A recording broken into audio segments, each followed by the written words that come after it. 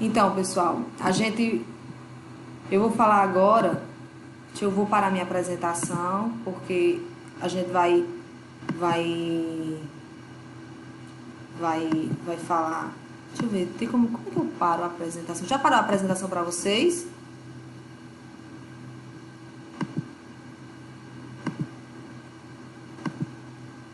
Você está apresentando para a apresentação.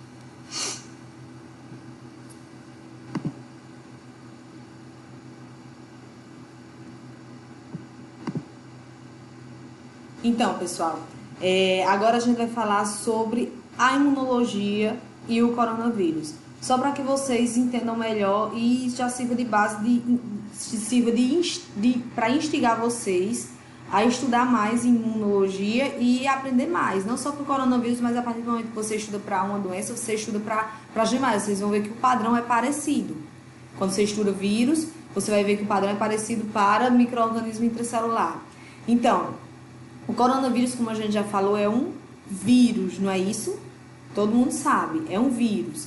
A origem dele a gente ainda não sabe, mas tudo indica que foi na China, a partir de morcegos, e pulou pelo pangolim, que é um animal lá que tem, eles dão bastante valor, é uma culinária exótica, né? É um animal exótico pra gente, mas eles têm o costume de fazer ingestão desse animal. Então, tudo indica que foi dessa forma que que o novo coronavírus surgiu. Tudo indica, a gente não tem a certeza até o momento, mas as pesquisas mais avançadas dizem isso. Então, o coronavírus, ele surgiu dos animais, mas ele se especializou em atingir os seres humanos. E a gente viu que ele conseguiu fazer isso de uma forma muito boa, né? Ele tem uma boa disseminação entre os seres humanos, ele se adaptou muito bem ao ser humano. Ele conseguiu penetrar naqueles receptores das células dos seres humanos. Em animais a gente sabe que alguns animais já foram diagnosticados com o coronavírus, cães, gatos, mas possivelmente eles não tenham importância na transmissão do coronavírus. Eles não sejam, até o momento, eles não são considerados importantes na cadeia epidemiológica de transmissão. O que o animal pode se comportar mais é como um fômite. Assim como a gente mesmo, quando vai para a rua e pega alguma coisa, depois contamina outra coisa, e outra pessoa que vai ali não higieniza aquele objeto e se contamina. Então o animal pode servir mais como um fômite, carregar no pelo. Mas como importante na cadeia epidemiológica de transmissão passar para o ser humano, talvez ele não tenha essa importância até o momento, né? Como a gente sabe que normalmente as doenças, a gente tem anos e anos de estudo, e o coronavírus não tem nenhum ano que surgiu. Então, até o momento, os estudos indicam que não há importância o animal para a transmissão do Covid, do coronavírus. Covid é a doença. Então, quando a gente faz o teste, vamos dizer que um de nós aqui está com sintomas. Ontem eu tive uma febre muito grande, vamos dizer, mentira, viu, minha gente, não tive febre. Ontem eu tive uma febre de 38 graus, mais ou menos, e fiquei mal, com fadiga, falta de paladar. Qual o teste que eu devo fazer? Alguém poderia me dizer? Qual o teste que, quando a gente está com esses sintomas agudos da doença, qual o teste que a gente faz? Givalo, PCR, exatamente. Por que o PCR? E não o teste aquele teste rápido de imunoglobulina? Por quê?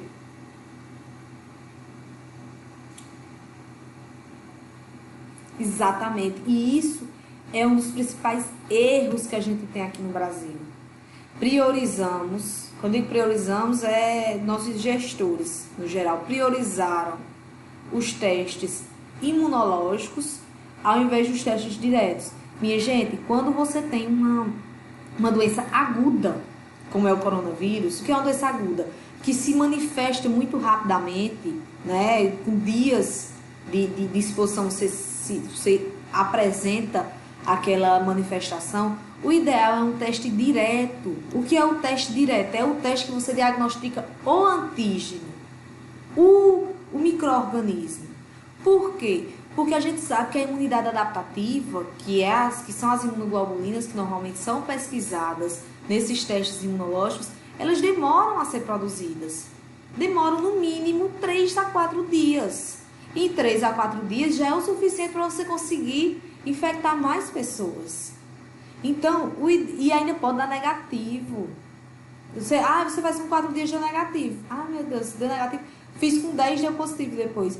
Pode dar negativo. A forma como o nosso organismo reage, produz anticorpos, varia de um indivíduo para o outro. Tem indivíduo que não produz anticorpo para determinada doença. Isso acontece? Acontece. E ele é positivo? Sim, ele é positivo. Mas ele não produz anticorpos. Isso acontece. O teste rápido pode identificar dengue, né? Como assim? Não entendi, Patrícia. O teste rápido não é para dar reação cruzada com dengue, não. O teste rápido, como é que depois eu vou fazer um vídeo mais pra frente, na parte de imunidade adaptativa, falando como é que funciona o teste rápido direitinho. Mas de uma forma geral, como é o teste rápido? O teste rápido tem partículas do coronavírus lá nele. Tem partículas do coronavírus. Quando você coloca o soro que você quer testar, o sangue que você quer testar, se houver imunoglobulina ali, ele vai se ligar àquele coronavírus que está ali, aquela partícula de coronavírus que está ali, vai arrastar sobre o teste e vai formar aquela linhazinha de positivo. Então, só deve se ligar ali o anticorpo contra o coronavírus. Pode ocorrer reação cruzada? Pode. Contra quais antígenos? A gente ainda não sabe, mas pode. Nenhum teste é 100%. Nenhum teste. Não existe teste 100%. Por isso que normalmente, quando uma doença é muito grave, a gente faz vários testes. Não é só com teste que você dá positivo, não. Então, um teste não é 100%. Não existe teste 100%. Não existe. Tipo assim, se ele der negativo, ele é 100% de chance de estar negativo. Não. Sempre é 99, alguma coisa. Porque há a possibilidade de você ter coletado mau material, há a possibilidade de você ter armazenado de forma inadequada e há a possibilidade da própria técnica ter sido feita de forma inadequada. E quando a gente fala de testes feitos a partir de imunoglobulinas, o erro pode ser ainda maior. Pode ser ainda maior. Justamente pela variação do indivíduo. Não do teste, mas do indivíduo. O indivíduo pode simplesmente não produzir anticorpo. Ou a produção de anticorpo ser muito baixa e não ser detectada naquele teste. Pode sim. Por isso que o ideal seria que o nosso teste fosse o de PCR. Por que não é o de PCR? Agora, por que, minha gente, não foi feito logo de PCR? Em todo canto. Por que em toda a Secretaria de Saúde não tem um teste de PCR para fazer? Por quê?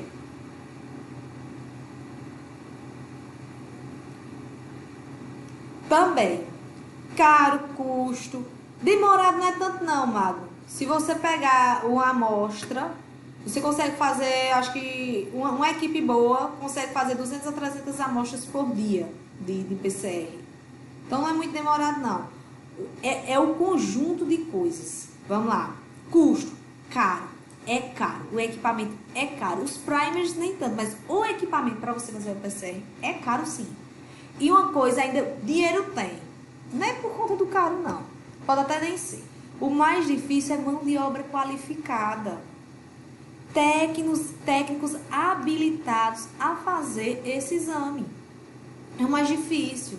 Então é muito mais fácil você coletar o sangue e pingar uma gotinha ali naquele teste.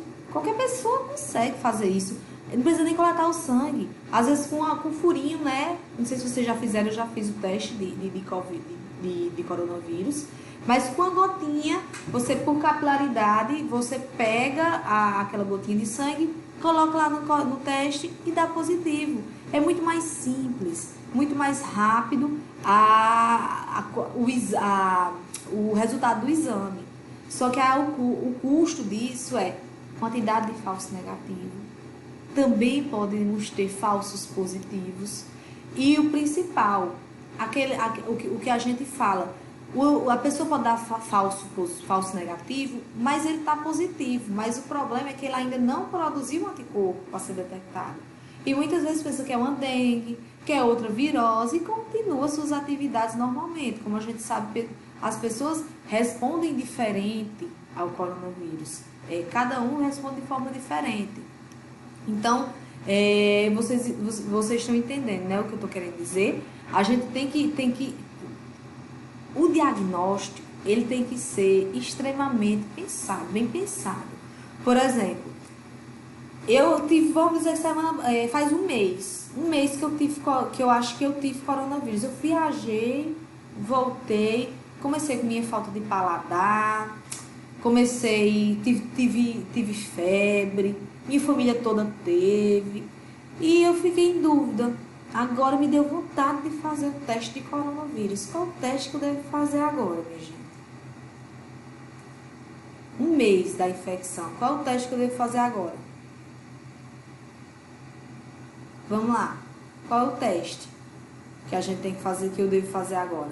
Faz um mês que eu tive coronavírus. Quero saber se realmente foi coronavírus. Qual é o teste que eu tenho que fazer agora?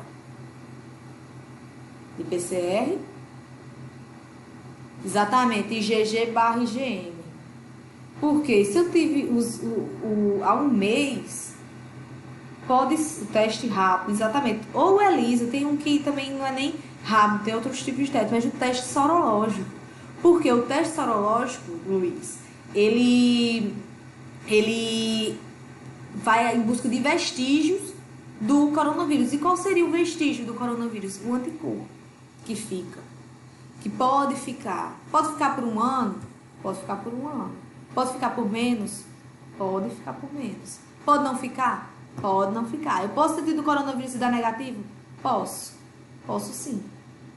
Então, não é uma ciência exata, por isso que é tão difícil, está sendo tão difícil. Não é só para o Brasil, claro que o Brasil está mais, né? Mas muitos outros países estão tendo dificuldade de controlar justamente por essas variações. É muito variável esse diagnóstico. Do mesmo jeito, a PCR. Às vezes você coleta o material, se ele não for coletado de forma adequada, pode ser que você não pegue o vírus. Se for muito superficial, o suave. Agora já sabe que a saliva pode ser que tenha a mesma função. Mas se você faz o suave nasal e não consegue chegar até uma secreção, não pegou o vírus naquele suave, então vai dar negativo. Então, por isso que é tão difícil, minha gente. A gente tem que verificar tudo isso. Então, quando uma pessoa diz, na festa, fulaninha fez uma festa, né? Essas famosas estão adorando fazer festa e faz o teste de anticorpo antes, né? Tipo, você antes de ir pra festa, você tem que ter o teste de anticorpo negativo. Adianta alguma coisa, minha gente? Se você tiver 2 dias com coronavírus, não adianta. Não adianta. Você pode ir lá infectar o pessoal e tudo certo. Volta para sua casa, depois de 2 dias você apresenta sintoma ou não apresenta, que a gente sabe que existe muita gente assintomática. É só olhar aí, o governador de São Paulo foi assintomático, o prefeito de São Paulo também foi assintomático. Mas vamos olhar aqui também para Paraíba, o ex-prefeito de Patos, Dinaldinho é um filho, tá vivo. Dinaldo morreu de Covid. Um ginecologista muito bom que tinha lá, doutor Orlando, muito conceituado, morreu de Covid. Então, tem essas diferenças. Então, muitas vezes você está assintomático, ainda não está produzindo anticorpo e vai para um lugar desse. Por isso que o ideal é você fazer o teste de PCR. Aqui, Kelima, o quê? Vamos ver o que Kelima colocou aqui. Kelima, um casal de amigos tiveram com todos os sintomas e o filho também teve, mas sem nenhum sintoma. Exatamente. Às vezes você tem o sintoma e o filho não tem. As crianças são normalmente, pessoal. Quando eu digo normalmente, não quer dizer que não tenha, mas normalmente são assintomáticas. Ou os sintomas são muito leves em crianças. Patrícia, eu sei que Patrícia sofreu muito. Patrícia, inclusive, tem problema já de imunológico, né, Patrícia? Deve ter sido muito mais complicado para você. Mas graças a Deus superou, né? E tá aqui, graças a Deus, para contar a história, né? Então, a minha irmã também não apresentou nenhum sintoma. É isso, varia muito de pessoa para pessoa. Enquanto isso, a gente já teve médicos de 32 anos, técnicos de enfermagem de 24, que foram embora, que morreram de coronavírus. Então, essa incerteza de como o seu corpo vai responder é o que nos deixa, às vezes, em pânico. às vezes nos deixa em pânico. Isso aí não acontece só com vocês, não. Isso aí também acontece comigo. E a todo momento, a todo momento pensa, eu sou jovem, eu não vou ter nada, não. Eu digo, eita, mas fulano de tal morreu, fulano de tal morreu, tem tantos anos, não sei o que, não sei o que. Eu digo, eita, eu tenho medo. Aí depois eu não tenho. Aí eu fico nesse negócio, tenho, não tenho, tenho, não tenho, toda hora. Então, é uma coisa tão nova que a gente fica realmente a todo instante cheio de controvérsias dentro da gente. Então, pessoal, e reinfecção? Vocês estão vendo aí os casos de reinfecção? Já começaram a ver? Oi.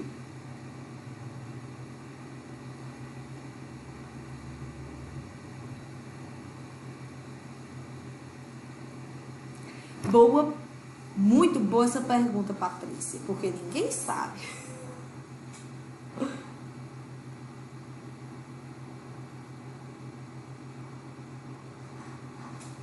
Sim. Deixa eu dizer a você, com base no que eu leio, né? Eu digo a você, a reinfecção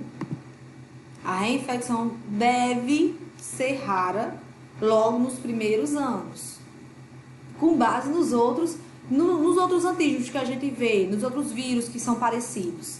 Eu acredito que seja rara a reinfecção. Como a gente viu, a gente tem mais de 10 milhões de infectados no mundo, não temos? São muitos milhões, eu não estou lembrada agora. Mas são muitos, não são poucos não. E até agora não foram nem 20 detectados como reinfectados. Desses reinfectados, muitos são assintomáticos.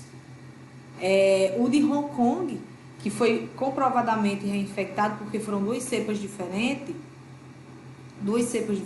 que através da análise filogenética viram que eram dois coronavírus diferentes. O primeiro que ele teve foi um tipo de coronavírus e o segundo foi outro tipo de coronavírus. Todo coronavírus, todos causam a Covid-19, mas tem algumas variações genéticas que a gente consegue saber se foi a mesma cepa ou não. Foi outra cepa de de coronavírus que ele teve. Então, ele foi assintomático, ele foi detectado porque alguns aeroportos de alguns países, você quando chega, você tem que fazer o teste PCR para saber se você está, para ficar ou não em quarentena. Então, por isso que foi feito o teste nele. Ele não estava sintomático, ele não foi doente para fazer. Não, ele estava voltando de uma viagem, quando chegou lá no aeroporto, fez o teste e deu positivo. Ele também ficou surpreso, porque não sabia que ele estava com um sintoma. Já teve uma técnica de enfermagem aqui em São Paulo, no Hospital das Clínicas, ainda não foi confirmado definitivamente, não foi publicado o paper, mas tudo indica que ela teve sim sintomas. Ela teve em abril e agora no final de junho, começo de julho, ela teve novamente. Mas pelo que a gente vê, são casos raros. Como eu disse a vocês, são casos raros.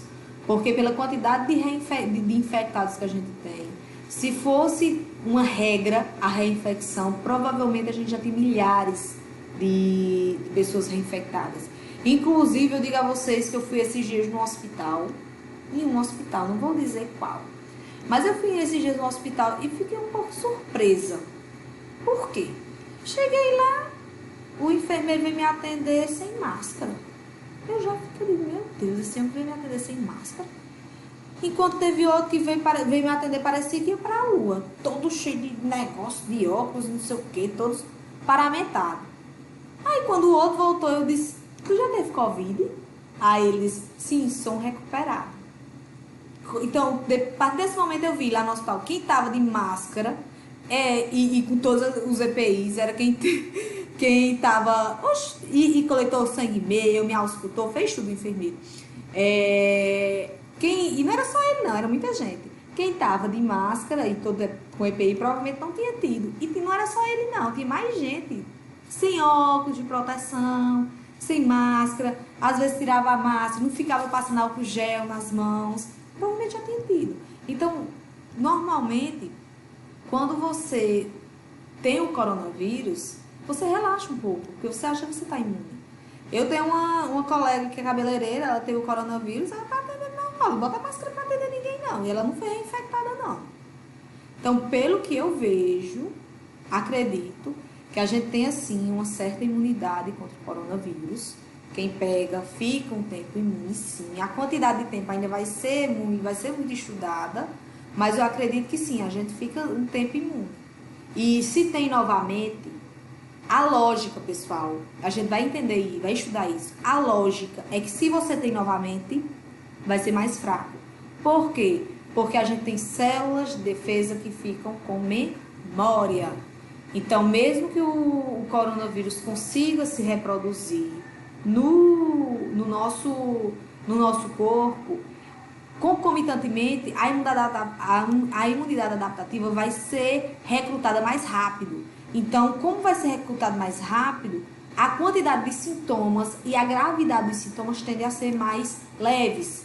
Então, o que não é com base no que eu leio, minha gente, dos artigos que eu leio, do conhecimento que eu já tenho, lendo muito sobre imunologia, sobre criação de vacinas, sobre tudo. O que eu acho? Que você fica um tempo imune? Fica. Quanto? Não sei. Se você pegar novamente, provavelmente vai ser mais fraco, justamente porque você já deve ter células de defesa no seu organismo. Catapora só se pega uma vez? Sarampo só se pega uma vez? Tô perguntando. Hein? Normalmente, já tem casos, já foram descritos casos no mundo que pega 2 vezes. Entenderam? Estão entendendo como é inexato? Então, normalmente, só se pega uma vez. Catapora e sarampo, eu já tive os dois. Normalmente, só se pega uma vez. Mas há exceções. A gente tem exceções que já foi diagnosticado pessoas que pegaram 2 vezes catapora, 2 vezes sarampo, que vai depender do estado imunológico, da quantidade de vírus que você entra em contato, né? Você sabe que a dose do que você entra em contato normalmente é proporcional aos sintomas. Por isso que a gente fala muito do uso do álcool, do uso da máscara. Não é porque é besteira, minha gente. Essa tem uma lógica. Minha gente, se você toma um vidro de veneno de rato, você morre mais rápido do que você toma 1 grama? Claro, né? Você está tomando um vidro de veneno. É a mesma coisa o vírus. Se você entra em contato com uma pequena quantidade de vírus, aquele vírus vai ter que se multiplicar dentro do seu organismo. Então, até ele se multiplicar e conseguir realmente atacar suas células, provavelmente você já montou uma resposta imune contra aquele vírus. Então, se você entra em contato com uma quantidade de vírus menor, a probabilidade de você ter uma doença mais amena é maior. É maior. A probabilidade, não é certeza, mas provavelmente você vai ter uma doença mais amena. Agora, se você estiver em contato com uma grande quantidade de vírus, você vai ter muito mais vírus se multiplicando. Isso vai ser muito mais rápido. Então, até o sistema imune montar uma resposta, pode ser que você fique prejudicado. Deu para entender? Como é importante você tomar essas medidas de usar máscara, passar álcool. Se tiver clorexidina em casa, melhor ainda, porque o álcool, o efeito residual é de 0. Então, o álcool só serve, minha gente. Se você passou ali, botou, matou. O álcool evaporou, você pegou de novo, infectou de novo. E a clorexidina, a gente tem um efeito residual de horas. Existem estudos que já dizem que ele tem esse efeito residual de 24 horas. Então, eu sempre, quando vou sair na rua, eu passo clorexidina nas mãos. Posso, a maioria são em inglês, né, Tamires? Porque, como vocês sabem, os melhores... deixa eu dizer um negócio a vocês. Os melhores artigos, eles sempre são publicados em inglês, porque as melhores revistas só aceitam em inglês, justamente pela publicização mundial que esse artigo tem e a probabilidade de leitura mundial. Então, normalmente os artigos bons são publicados em inglês, porque um pesquisador quer ser conhecido internacionalmente, né? Então, se você tem um paper bom, você publica em inglês para que muita gente possa ler e seu paper, seu artigo, possa ser citado. Então, por isso que normalmente é em inglês. Outra coisa, minha gente, não sei se vocês viram que já foi visto que a duração dos níveis de anticorpos na corrente sanguínea é pequena. Você não passa muito tempo com anticorpo circulante para o coronavírus. Vocês viram isso? Não sei se vocês já viram, mas o que é isso? eu posso ter tido coronavírus e daqui a 3 meses dar negativo, porque a quantidade de anticorpo produzida não é mais detectada. Não sei se vocês já viram isso. Isso quer dizer, se eu não tenho anticorpo, quer dizer que eu estou susceptível à doença? Hein? Quer dizer que eu estou susceptível. Eu não tenho mais anticorpo detectado. Quer dizer que eu estou susceptível à doença? Vamos lá. Givago que está respondendo tudo. Quer dizer que eu sou susceptível? Não, por quê? Não necessariamente. Eu fiquei em dúvida agora, Givago. Então, por que não necessariamente? Alguém pode ajudar Givago? E aí, Antonielson? Sidney? Deixa eu ver se Cremosinha tá aqui também, tá? Jaciel. Sai aí, entra, cara. E aí, pessoal, Jaciel tá na coisa também. E aí, por quê? A gente já falou um pouco sobre isso. Nossa defesa, ela pode ser dividida em duas, contra antígenos extracelulares e antígenos intracelulares. A produção de anticorpos, ela é mais eficaz contra antígenos extra ou contra antígenos intra. O anticorpo é grande, ele não entra dentro da célula. Então, a gente sabe que o anticorpo é muito importante contra antígenos extracelulares. E, normalmente, os antígenos extracelulares induzem uma produção maior de anticorpo, justamente porque eles estão fora da célula. Então, induzem uma produção maior de anticorpo. No caso de vírus, a gente tem produção de anticorpo? Tem. Para alguns vírus mais do que outros. Mas não quer dizer que é a principal linha de defesa. A nossa principal linha de defesa contra vírus são os linfócitos T citotóxicos. E eles não produzem anticorpos, eles são efetores. Eles vão lá e matam a célula infectada com o vírus. Então, se você não tem o anticorpo, como o Givago colocou aí, não necessariamente. Se você não tem anticorpo e você já teve o coronavírus, não necessariamente você não está imune. Claro que o anticorpo lhe dá uma ideia, né? Quer dizer que você ainda tem anticorpo circulante. Então, lhe dá uma ideia, porque o anticorpo você consegue mensurar. E as células T você não consegue mensurar. Lhe dá uma ideia, lhe dá um conforto maior saber que você tem anticorpo, né?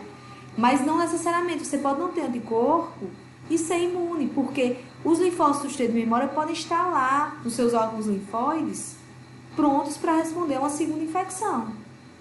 E eles não produzem linfócitos, não produzem anticorpos. Então, não tem como você detectar esses linfócitos, entendem? Quando a pessoa lê bastante, a pessoa sempre vê algumas respostas.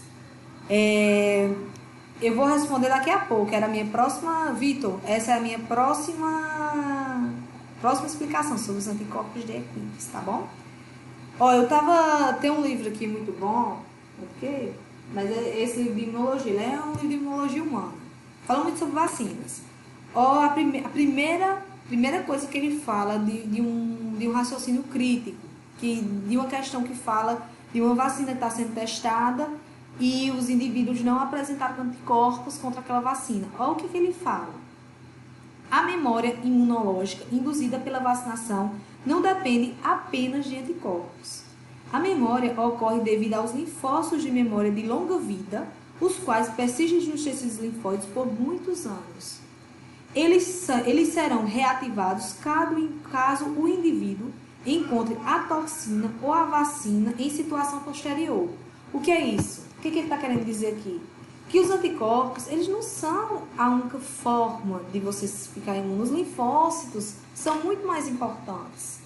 E a gente não consegue mensurar esses linfócitos. Por isso também que a gente não tem como dizer que a pessoa tem linfócitos e aqueles linfócitos vão durar 1 ano ou 2 anos contra o coronavírus. O que vai dizer? O tempo, os estudos, o tempo. Daqui a 2 anos a gente vai ver qual foi o tempo normalmente que as pessoas demoraram a se reinfectar, se é que se reinfectaram a maioria. Então, vai ser o tempo. E não necessariamente você não tem anticorpo. Não quer dizer que você não tem anticorpo e você está suscetível, porque seus linfócitos podem estar lá nos tecidos linfóides prontos para atacar aquele vírus assim que você entrar em contato novamente com ele. Então, a quantidade de anticorpos É interessante para a gente saber se teve, saber se ainda tem anticorpos. É interessante? É, mas ela não é uma verdade absoluta. Não quer dizer que eu tenho anticorpo, eu estou imune. Não quer dizer que eu não tenho anticorpo, eu não estou imune. Porque nos vírus, o que mais vale é a resposta celular de linfócitos T. Se a gente já tivesse tido a aula sobre isso, vocês com certeza, quando vissem essas reportagens na internet, nos canais de notícias, iriam ficar que nem eu, inquietados. A quantidade de anticorpos do coronavírus só dura 30 dias, só dura 40. E minha vontade era pegar a televisão, criatura! Não são só os anticorpos que dão a defesa contra vírus. Não quer dizer que você só fique imune contra aquele coronavírus 30 dias. Tem que ter alguma pesquisa que foque em linfócitos. Minha vontade era entrar na televisão e pegar aquilo. Tanto é que depois, acho que os pesquisadores começaram a alfinetar algumas reportagens do tipo. Tanto é que depois, os próprios meios de comunicação começaram a montar algumas animações mostrando como outras células são mais efetivas no combate do coronavírus. Aí falaram dos linfócitos T. Inclusive, eu vi isso no Jornal Nacional. Depois, outra matéria falando como é que o linfócito T combatia o coronavírus, que foi muito boa, inclusive a animação. Igor, vamos lá. Anticorpos de... Mesmo que o invasor seja obrigatoriamente intracelular, sempre vai haver a produção de anticorpos, por mais que eles não entrem na célula. É justamente isso, se ele não entrar na célula, vai ter anticorpo, porque ele é pego justamente quando ele está fora da célula por um macrófago e é apresentado a um linfócito B, e o linfócito B produz anticorpo contra aquele antígeno que o macrófago fagocitou a célula dendrítica. A gente vai estudar isso direitinho. De forma genérica, eu quero que vocês saibam. Se o antígeno ele é intracelular, ele induz uma resposta direcionada à resposta celular. Se ele é intracelular, quem vai ter uma melhor resposta contra ele é o linfócito T citotóxico, que mata a célula infectada. Se o antígeno é extracelular, quem vai ter o melhor combate contra aquele antígeno extracelular são os linfócitos B, com a produção de anticorpos. Porque como eles estão lá, fora da célula, eles ficam vulneráveis aos anticorpos que estão circulantes no corpo. E a partir do momento que o anticorpo ele pega no antígeno, ele como eu posso dizer, se liga a um antígeno, ele neutraliza aquele antígeno. Aquele antígeno não consegue mais penetrar numa célula e fazer a invasão daquela célula. O vírus, ele fica algum tempo fora da célula? Fica, algum momento o vírus sai, minha gente. Em algum momento o vírus sai. Porque o vírus ele não fica se multiplicando dentro da célula, se multiplica e depois explode aquela célula e vários outros vírus vão atrás de novas células para infectar. Então, em algum momento, ele vai infectar outra célula. E é nesse momento que vale os anticorpos. Por isso que eu digo assim, não é porque é um vírus que não vai ter resposta humoral. As duas respostas ocorrem, a celular e a humoral. Mas, quando é vírus, normalmente a resposta é mais forte, a resposta celular, do que a resposta humoral. Então, ficou claro, Iris? Conseguiu entender? Que eu vou para a resposta, a pergunta de Vitor. Ficou claro para vocês que como eu posso dizer, normalmente é maior essa resposta celular, mas não quer dizer que não tem a resposta humoral. Então, vamos lá para a resposta de Igor. Depois a gente fala sobre a ivermectina. João Vitor ou é Igor de novo? Não, é João Vitor. Vamos lá para a resposta de Igor primeiro. Sobre o cavalo e os seus anticorpos. Minha gente, o cavalo, há muitos anos, ele é conhecido como amplificador de resposta imune, ou seja, um superprodutor de anticorpos. Por vários motivos. Porque normalmente ele tem uma potência maior por alguma coisa no sistema dele. Ele tem uma potência de produzir anticorpos muito boa. Tanto é que qual é o animal que é usado para fazer um soro antirrábico, o soro antiofídico, o soro antitetânico? Qual é o animal que é usado? Cavalo. Por que não usa uma vaca? Até mais barato usar uma vaca, né? Mas normalmente é o cavalo porque ele, por sua característica, ele consegue amplificar essa resposta e produzir muito anticorpo contra aquele antígeno que é injetado nele. Tanto é que é por isso que a gente usa o cavalo para a produção desses soros. E no coronavírus não foi diferente, ele também mostrou-se como um potencial produtor de soro anti-coronavírus. Então, isso já era esperado, que o cavalo tivesse uma boa resposta de anticorpos contra o coronavírus. Isso já era esperado, sim. Então, isso, por isso que é bom a pessoa estar com leite. Deixa eu mostrar aqui a vocês. Eu já mostrei nas aulas, inclusive. Mas, quando a gente fala de produção de soro, quem é que tá aqui, na produção de soro, tá vendo?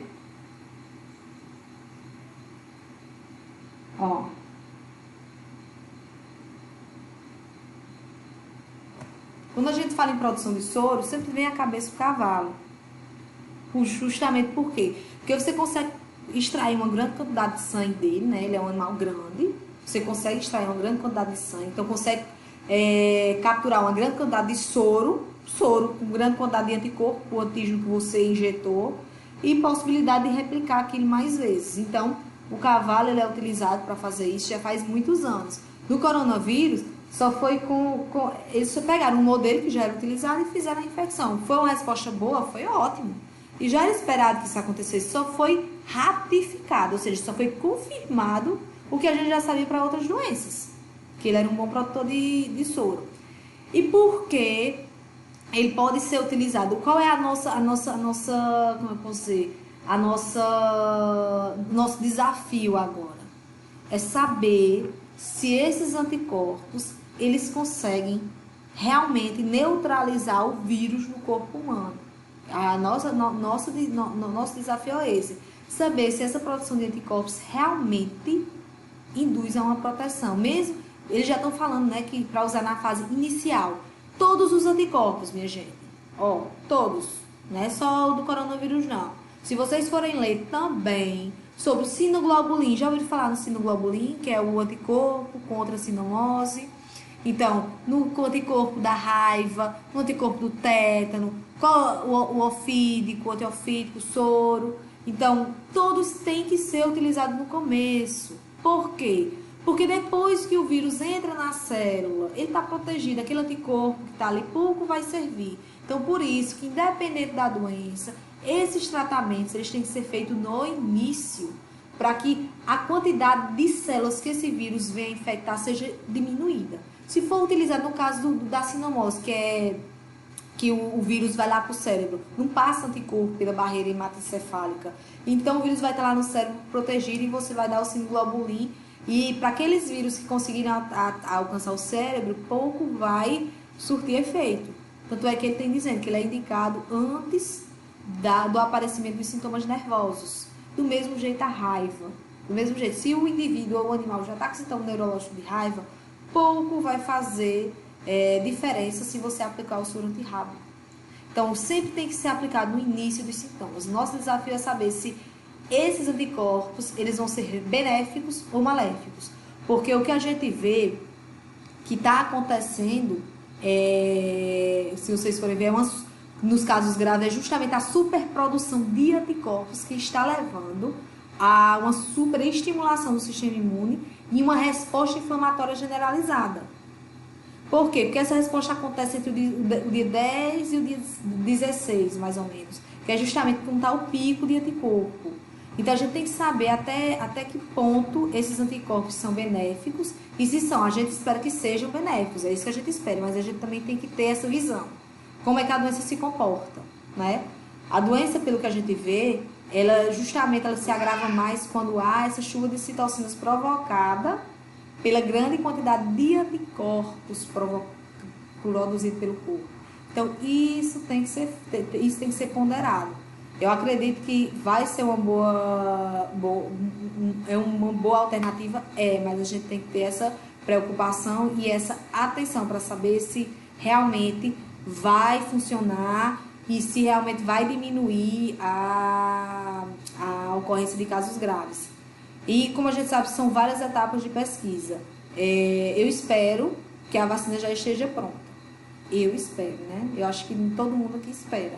Porque alguém falou aí, se a vacina for russa eu não tomo, se a vacina for da China eu só tomo se for de Oxford. Eu digo, minha gente, se a vacina for produzida por um unicórnio, eu tomo.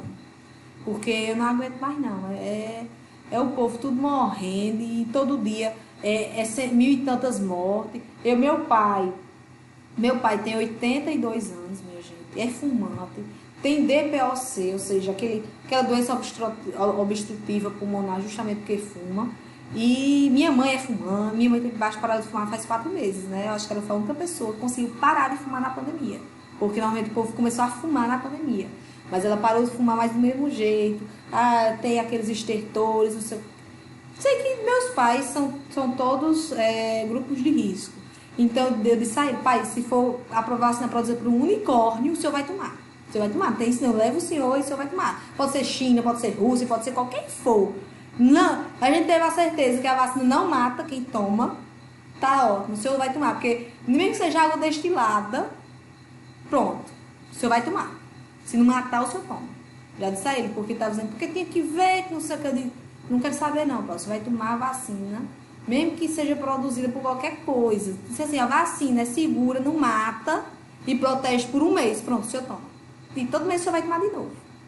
Ele fica, não fica muito feliz não, né? Mas tem que aceitar. Digamos que eu também está dizendo aqui, eu que vier eu tomo também. Eu também, minha filha, pode ser de Oxford, que é muito chique, né, esse nome. Dos Estados Unidos, da Rússia, da China, de onde for. A vacina foi segura. Não matou ninguém, não deixa a gente doido. Tá tudo bem. Porque quem gosta muito de ver esses vídeos na internet, que eu adoro, eu tô viciada nas plataformas aí de entretenimento. O povo fazendo uns vídeos aí dizendo, eu tomando a vacina da Rússia, que só foi testada em 38 pessoas. Aí aparece a pessoa tomando a vacina e começa a virar tipo um monstro. Porque só foi testado em 38 pessoas, né, minha gente? Também aí já é demais. 38 pessoas só foi testada a vacina. Mas outras vacinas aí, pelo que eu sei, essa da China e a de Oxford já foi testada mais de 10 mil pessoas só no Brasil. Então tudo vivo ainda aí contando a história, minha gente. Vamos distribuir isso logo para os grupos de risco. A gente tem pai, tem avô, tem gente com doença aí autoimune, que é grupo de risco. A gente quer que esse pessoal fique vivo, não quer que pegue dessa doença, não. Então, vamos lá ver mais algum. Sim, ivermectina, minha gente, ivermectina. A gente não tem certeza que realmente ela é eficaz. Não tem certeza. Há esse mito. Inclusive, eu já vi postagem de gente. Ai, meu Deus, minha gente. Não acredita em WhatsApp, não, minha gente. Pelo amor de Deus. É cada absurdo que eu fico me remoendo assim. Luzia, o máximo que aconteceu com você, mulher, foi acabar os piolhos, alguma sarninha que tinha foi embora. Não se preocupe, não é ruim, não. A pessoa tomar ivermectina, não. O máximo que vai acontecer é isso. Minha filha já tomou ivermectina. Uns 2 anos atrás ela estava com piolho, tomou ivermectina. Mas a ivermectina é um medicamento seguro, só que ele é tóxico. Ele é tóxico. Você não pode estar tomando toda semana, não pode tomar todo dia. Ele é hepatotóxico. Ele pode causar doença no fígado. Pode sim, pode causar intoxicação. Então, se você vai tomar porque, estão dizendo que ivermectina é bom, vou tomar. Tomar uma vez, como eu disse a você, o máximo que vai acontecer é você tirar os vermes que tem na barriga, se tiver, e alguns ectoparasitas. Pronto. Não tem outro problema, não. Agora, o problema é que tem pessoas que estão tomando 2, 3 comprimidos de ivermectina, uma dose muito alta, diariamente. Isso aí, minha gente, com certeza, é pior do que o coronavírus. Porque ele é hepatotóxico. Tem, inclusive, uma conhecida minha, não é colega minha, não. É amiga de uma amiga minha. Ela teve que fazer exame porque estava com as fezes enegrecidas, com problema. Aí, quando foi ver, era a ivermectina que estava tomando. Quase todo dia estava tomando ivermectina. Estava intoxicada. Minha gente, se você aplicar ivermectina no animal, 5 vezes a dose do que realmente é preconizado, ele vai se intoxicar e morre. Já tivemos casos de animais que morreram intoxicados com a ivermectina. Então, uma vez não tem problema, a ivermectina é um medicamento seguro, é sim. Como todo medicamento tem contraindicações, tem, mas ele é seguro. Mas na dose indicada, no tempo indicado. A ivermectina não é para tomar diariamente. A ivermectina é para tomar Se eu não me engano, eles dizem até 15 dias, no intervalo de 15 dias. E a dose é baixa. Provavelmente aquela dose da ivermectina não surte efeito contra o coronavírus. Provavelmente. Não existem pesquisas que digam que sim. As pesquisas que a gente diz, que já estão disponíveis, que fala sobre a eficácia do medicamento, é daquele Remdesivir e da dexametasona. Justamente porque o Remdesivir é um antiviral, pode ser que ele tenha realmente alguma eficácia contra o coronavírus. E a dexametasona é um corticosteroide anti-inflamatório, muito potente. Então, eu não estava dizendo a vocês que os principais casos de morte por coronavírus é devido a uma chuva de citocinas inflamatórias. Então, a dexametasona ela é um corticosteroide, ela barra essa inflamação exacerbada. Então, consequentemente, ele diminui a chuva de citocinas e provavelmente leva a um menor número de mortes. Por isso que não é um tratamento que cura o coronavírus, a Dexa. Não. Ele diminui uma resposta exacerbada do seu corpo àquele antígeno. Já o Remdesivir, ele é um antiviral que provavelmente, pelo que já foi publicado, ele tem alguma atuação, não é também 100%, não é a cura, mas provavelmente ele tem alguma atuação contra o coronavírus. Inclusive, é um dos tratamentos que estão sendo preconizados nos Estados Unidos, no Reino Unido, em outros países já desenvolvidos que tem esse antiviral, que é muito utilizado para o tratamento do ebola. O Remdesivir, se eu não me engano, é o medicamento utilizado para o ebola, para tratar a ebola. Então, esses outros países eles estão utilizando como protocolo o Remdesivir associado a corticosteroide, porque ao passo que você diminui a replicação viral, você diminui a resposta inflamatória contra o vírus. Então, por isso que eu digo a você, a ivermectina, o pessoal fica dizendo, ivermectina. Minha gente, ivermectina, se ela não fizer mal, se ela não fizer bem, mal também não faz. Se tomar na quantidade indicada, não é diariamente. Ivermectina não é remédio que se toma diariamente, não. Você tomar uma vez ivermectina, quem nunca tomou ivermectina uma vez na vida? Quase todo mundo aqui já tomou, minha gente. Quase todo mundo aqui já tratou piolho com ivermectina. Mas a gente não tomou uma vez, não tomou 5 comprimidos, não tomou todo dia, não tomou dia sim, dia não, ou semana sim, semana não. Não, minha gente, é uma vez, a dose é única. Ou repete aqui depois de 15 dias. Não é tomar como uma dose muito alta, porque todo medicamento em dose maior do que a habitual pode levar à intoxicação. Não existe esse medicamento que você não possa se intoxicar tomando mais do que ele é preconizado. Ivermectina não é diferente. Tanto é que ela era vendida sem receita, né? A gente sabe que a ivermectina era vendida sem receita. Tá sendo cobrada a receita agora porque tá todo mundo louco, tomando várias vezes, acabando a ivermectina aí, porque tá todo mundo... Tudo que o pessoal diz, acredita que serve. Esses dias eu escutei uma pessoa dizendo, minha gente, o chá da folha de manga é muito bom para o coronavírus. Eu digo, como assim? Muito bom? Explica o que é muito bom. É muito bom para o desenvolvimento do coronavírus? É muito bom para parar o coronavírus? Ou é muito bom porque é gostoso e o coronavírus gosta? Porque folha de manga, cadê? Aí, alho, minha gente, vamos comer alho cru. É muita coisa em grupo de WhatsApp, minha gente. É muita coisa. A gente tem que saber filtrar as coisas. Tem que saber filtrar.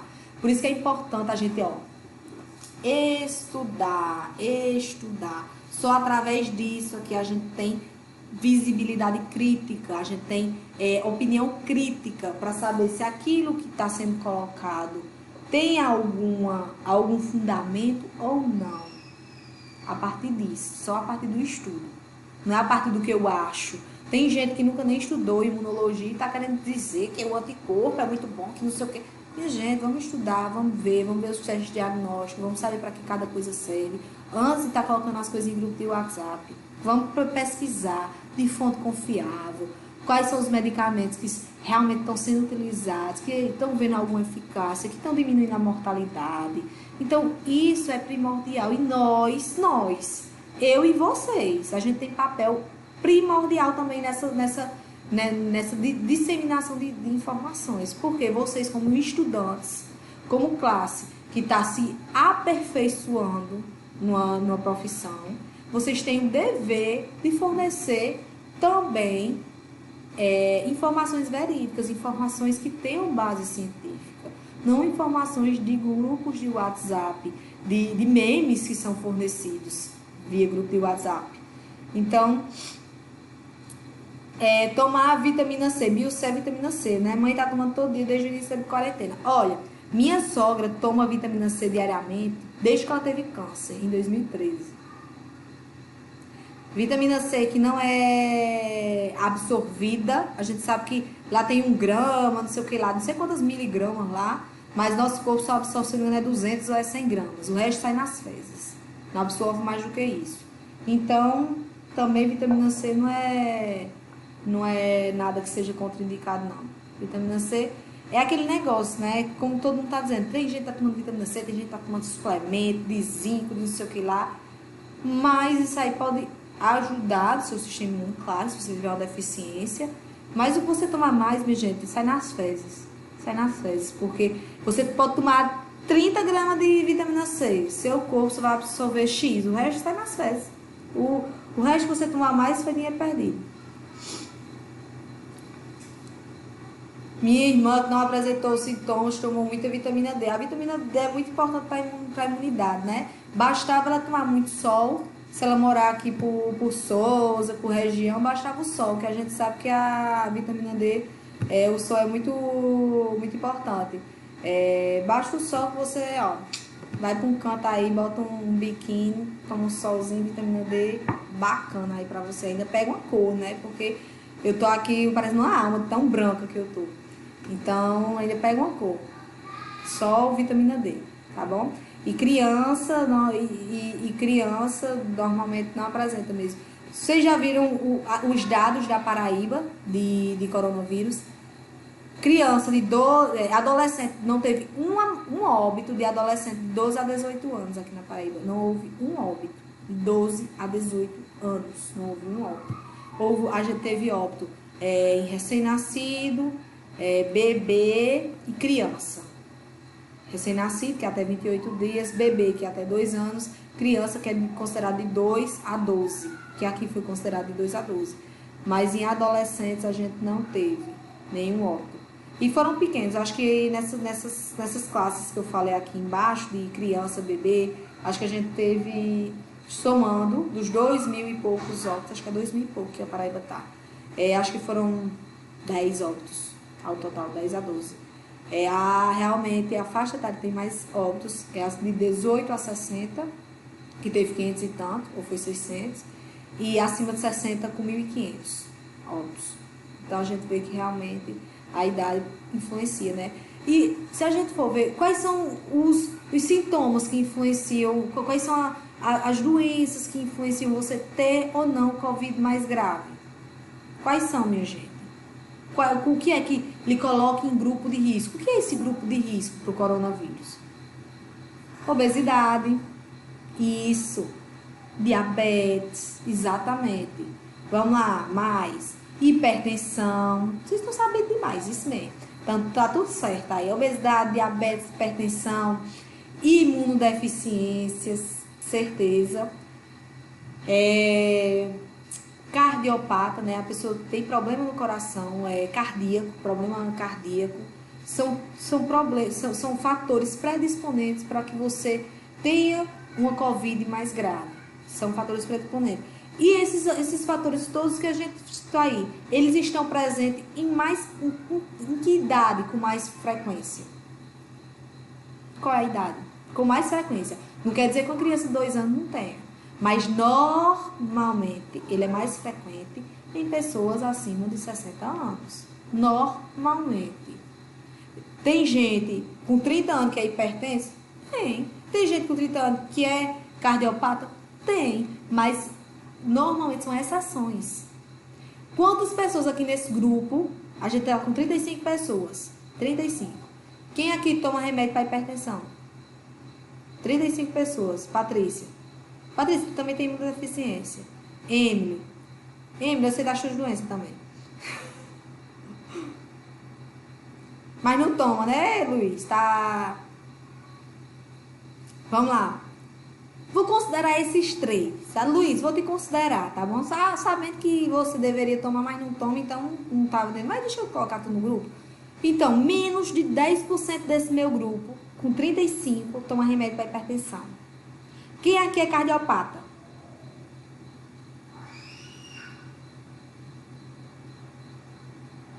Acho que ninguém, né? Emily é cardiopata. Vamos lá. Uma pessoa cardiopata. Quantas pessoas aqui têm diabetes? Ou tipo 1 ou tipo 2, não interessa. Emily, eu acho que tu... Se eu fosse fazer um seguro de vida. Tô brincando. Vamos lá. Depois a gente conversa, Emily. Eu vou dar umas dicas. Vamos lá. Então, imagina se esse grupo aqui, esse mesmo grupo de 35 pessoas, fosse com os pais de vocês e a avós de vocês, para essas minhas perguntas. Foi, bater, tá. Para essas perguntas, vocês acham que só seriam essas respostas? Se fossem para os pais e avós de vocês, se a gente pegasse os pais e avós de vocês, juntasse num grupo e fizesse essas mesmas perguntas. Quem aqui tem diabetes? Quem aqui tem hipertensão? Quem aqui tem problema cardíaco? Vocês acham que só seriam 3 com hipertensão? Só seria 1 com problema cardíaco e 1 com diabetes?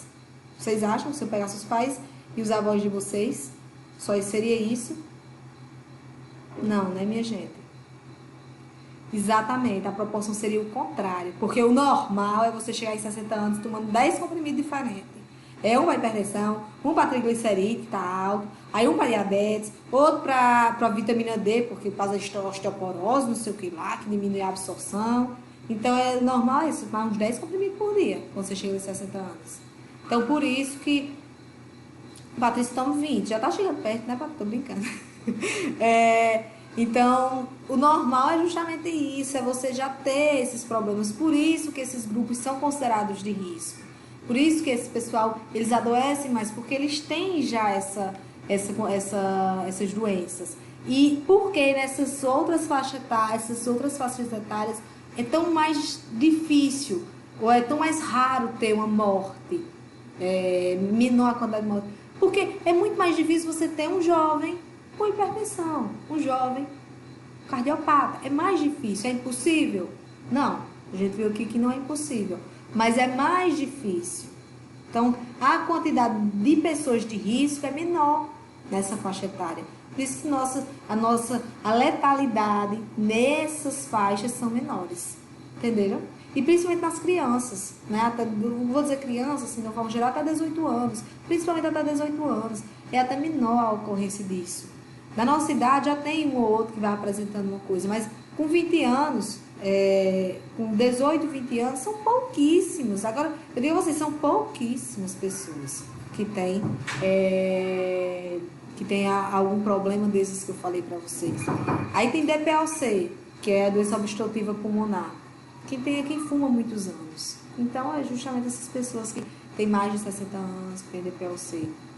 Então, pessoal, tem alguma dúvida? A semana que vem, o dia vai fechar a aula agora. Já está disponível para vocês o conteúdo da aula gravada, que é referente ao que a gente já viu antes da pandemia, já está lá disponível no Moodle. Vou disponibilizar amanhã um questionário para vocês fazerem esse questionário. E amanhã vai estar disponível, vocês fazem. Amanhã não é síncrona. Síncrona, a gente só vai ter aula síncrona no dia, nas quartas-feiras. Nas quintas serão as síncronas. A professora vai colocar algum trabalho, algum questionário, alguma aula gravada lá para vocês, tá bom? E gostou do quadro, né? Alguns já são anjinhos, né? Essas duas aqui já são, mas já entraram outros para compensá-las. Então, deu para entender?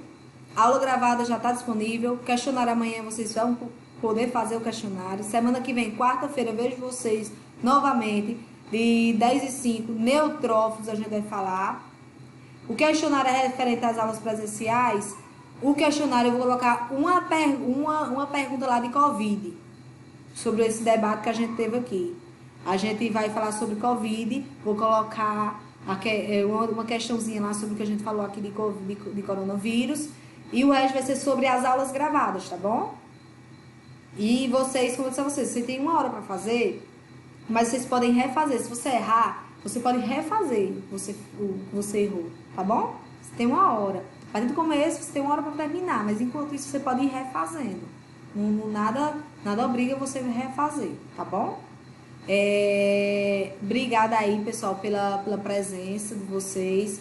Eu adorei, amei, e a gente vai continuar assim, firme e forte. E todo mundo vai aprender e todo mundo vai passar, né? 100% de aprovação, todo mundo tá confiante aí, ó. 100% de aprovação em mundo, né não?